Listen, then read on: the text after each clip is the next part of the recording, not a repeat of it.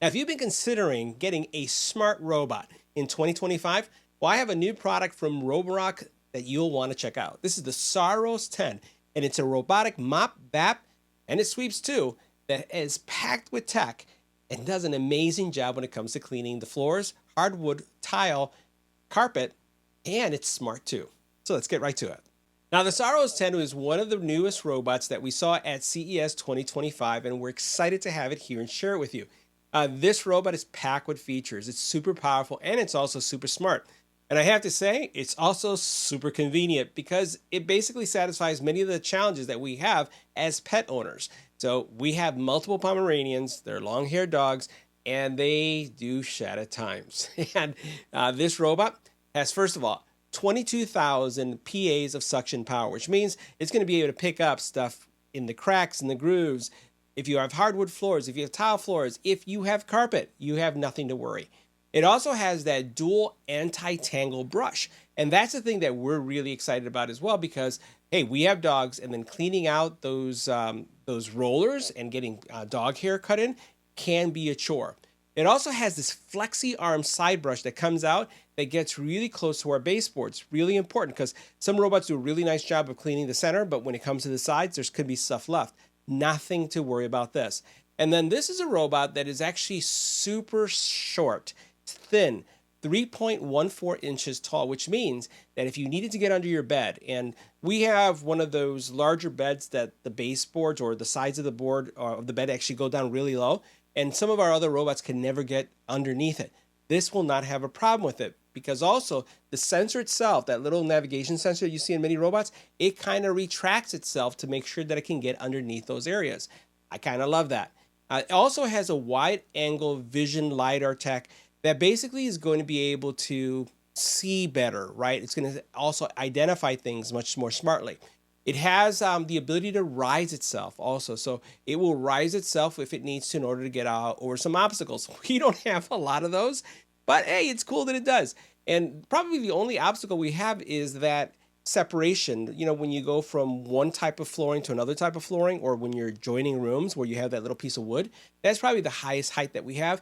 This guy is not going to have a problem. But if you have a barrier, 1.57-inch barriers are not a problem with this robot. It also has that vibration pad that we really come to love about the Roborock series, the Vibrise. So basically it has version 4, and basically that's the pad that goes, left to right, vibrates, right, so that it actually can remove things on the floor, right? So it's actually doing one of these things to really scrub your floor. And I just like the fact that it does such a good job on that. So it's much more than a right to left, but it's almost like this vibration that takes place that really lifts up stains and things that are going on, and you'll see that in our test. It also has, and this is something that I've noticed on the robot, and I talked to the Roborock team. It says, I've noticed that the Roborock is heavier. And that's it is heavier because it applies downward pressure as it is cleaning.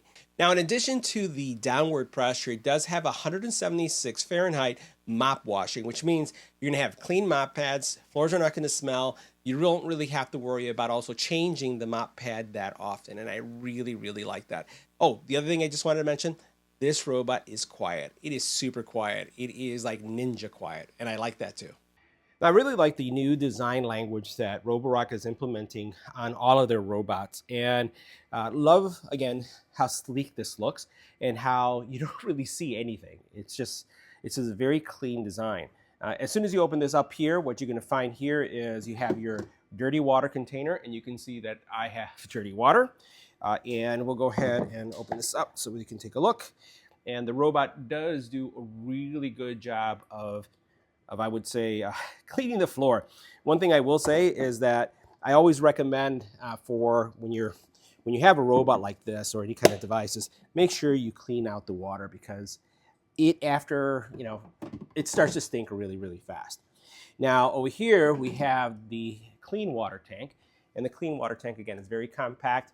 It has the 2 connections inside that all you have to do as soon as it falls into place, it's going to be there. You can see the little light turns on. Over here, if we open this up, let's see. There it goes. Let me do that again. So all you got to do is push that guy right there. It has a couple things that I like. First of all, you have your container here for all your dust. But then over here, This is, I would say, super duper bonus. And I'm seeing many, if not all manufacturers are starting to do this. This is your dosing cartridge, non-proprietary. Fill it up with your cleaning solution and it will automatically dose the robot so that you could get the cleaning solution inside of the robot so that it cleans your floors. Love the fact that, I would say most of the smart companies are starting to implement that and not have you buy proprietary solutions. Now let's take a look at the robot. We have the robot right here. This robot is really small, and again, it's known for its thinness. Now it does have the sensor, and this got a little wet as I was taking out the container, but that little sensor there, that pop-up actually goes down when it's going to go under something that requires a lot of clearance.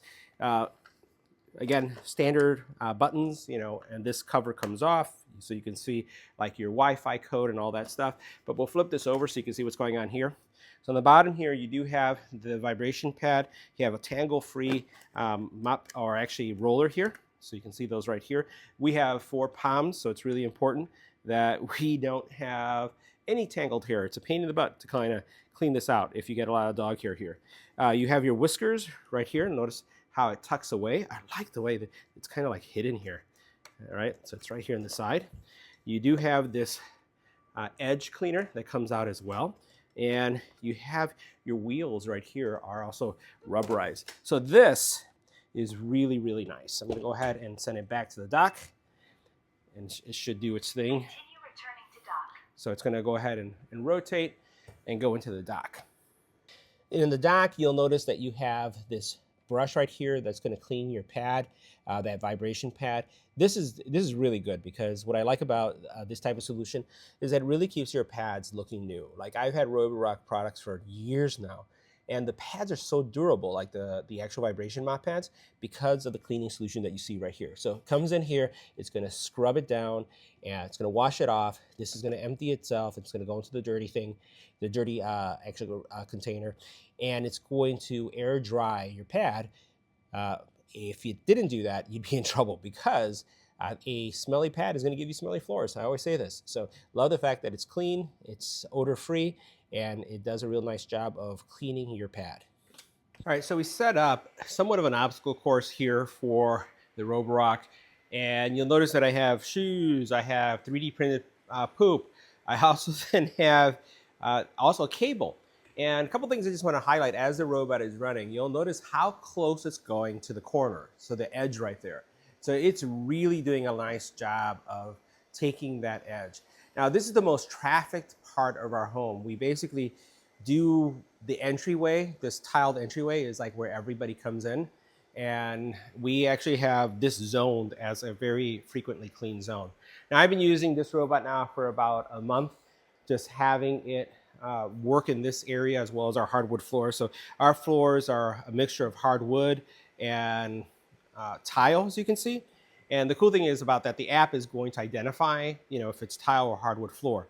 So what we're trying to see is like, how well is it going to do by identifying cables, gym shoes, and because we have multiple Pomeranians, how well does it do with the dogs and the fact that, accidents do happen. So you notice I have 3D printed poop there. And I want to see if it's going to get caught on the cabling. Is it going to get caught on the shoe, which, may be left out, and see how well it's doing. Now, I really like how long those whiskers, you'll see those whiskers right there, are actually coming out. They come out pretty far. And I'm wondering is, as it gets by the poop, will the whiskers touch the poop or will it be smart enough not to touch the poop? Because I've seen robots that will basically avoid 3D printed poop or real poop, but when the whiskers come out, that's where they fail. They kind of get caught on that. So far, the whiskers are doing really well around shoes and around the actual cord because it's actually starting and stopping. It's really interesting because it's not a continual rotation. So it looks like there's some smarts in that whisker rotation, that it's not just something that just comes out. You notice how it stopped right there and it's starting again. See that? So the other thing about these robots and what I love about the Roborock line, and especially at this price point, is that you don't really see it bumping against the wall. So it is actually navigating and it's doing it very intelligently. Now here is what I normally see now. The robot was smart enough to avoid the cable, but you notice that the edge touched the cable itself. It didn't drag it, So let's see how well it does with the poop. So right here, just going through and doing its cleaning, and we'll see how well it does as it's identifying. It definitely sees the cable. And I'm sure if I were to look on the app is going to show that, there's something identified there as well. So let's go ahead. I'm going to go ahead and switch to the app to see what it shows, if it shows anything. And basically, yeah, I think it basically has. It does identify that there's actually a couple things there. I'm going to go ahead and bring on the app on screen so you can see how that looks.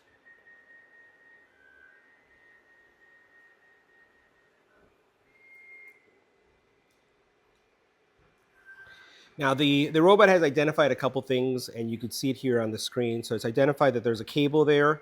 It's identified that there's shoes there, so you can see footwear. And then I can put it right here that it's identified cable. And look at this. It identified pet waste too. So it knows that there's pet waste there. It doesn't look like, I don't know if it's identified the other one yet. So we're going to see if it identifies both because it hasn't really gone close to it. And we'll see how it's working. But you could see the cleaning pattern, and you can see again that it's identified the actual 3D printed poop, and it's going to continue to work around it. So this is pretty cool. It's doing really well. And I want to say so far that it has actually made its way through my obstacle course. So guys, that wraps up our review. See you in the next video.